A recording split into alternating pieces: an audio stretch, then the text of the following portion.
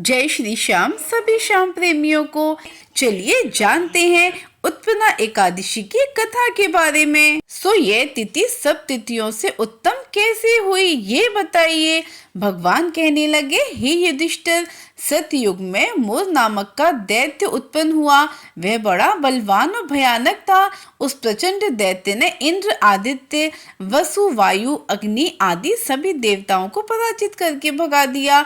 तब इंद्र सहित सभी देवताओं ने भयभीत होकर भगवान शिव से सारा वृत्तांत कहा और बोले, हे कैलाशपति, मूर दैत्य से भयभीत होकर सब देवता मृत्यु लोक में फिर रहे हैं।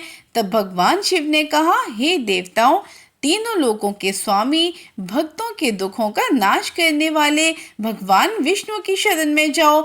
वे ही तुम्हारे दुखों को दूर कर सकते हैं। शिव जी के ऐसे वचन सुनकर सभी देवता क्षीर सागर में पहुंचे। वहां भगवान को शयन करते हुए देख हाथ जोड़कर उनकी स्तुति करने लगे कि हे देवताओं द्वारा स्तुति करने योग्य प्रभु, आपको बारंबार नमस्कार है।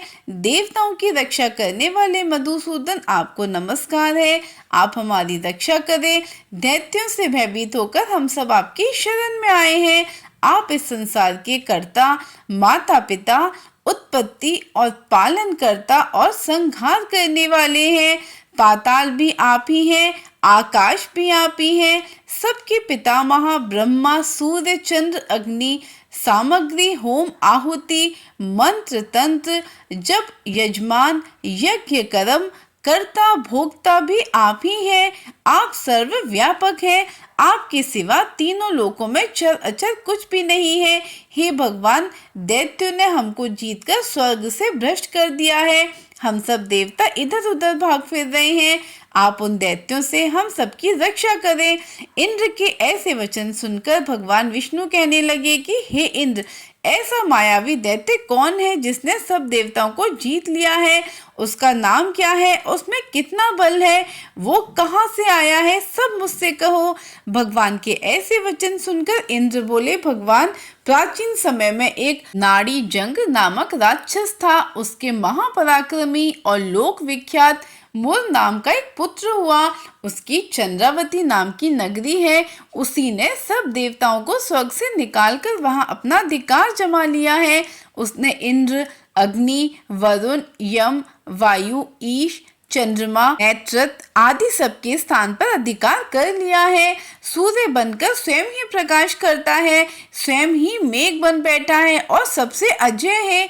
हे असुर निकंदन, उस दुष्ट को मारकर देवताओं को अजय बनाइए। ये वचन सुनकर भगवान ने कहा, हे देवताओं, मैं शीघ्र ही उसका संहार करूंगा। तुम चंद्रावती नगरी जाओ। इस प्रकार कहकर भगवान सहित सभी देवताओं ने चंद्रावती नगर की ओर प्रस्थान किया। उस समय दैत्य मूर सेना सहित युद्ध भूमि में गरज रहा था। उसकी भयानक गर्जना सुनकर सभी देवता भय के मारे चारों दिशाओं में भागने लगे। जब स्वयं भगवान रणभूमि में आए तो दैत्य ने उन पर भी अस्त्र शस्त्र से लड़ने लगा। भगवान ने उन्हें सर्प के समान अपने बाणों से बीन डाला। बहुत से दैत्य मारे गए, केवल मूर बचा रहा। वह अविचल भाव से भगवान के साथ युद्ध करता रहा। भगवान जो जो तीक्ष्ण बाण चलाते वह इसके लिए पुष्प सिद्ध होता। उसका शरीर छिन्न भिन्न हो गया, किंतु वह लगातार युद्ध करता रहा। दोनों के बीच मल्ल युद्ध भी हुआ। 10,000 वर्ष तक उनका युद्ध चलता रहा, किंतु मूर नहीं हारा। थक कर भगवान बद्रिकाश्रम चले गए और वहां हेमवती नामक सुंदर गुफा थी। उसमें विश्राम करने के लिए भगवान उसके अंदर प्रवेश कर गए। यह गुफा 12 योजन लंबी थी और उसका एक ही द्वार था। भगवान विष्णु वहां योग निद्रा में सो गए। मूर भी पीछे पीछे आ गया और भगवान को सोया देखकर मारने को उद्यत हुआ।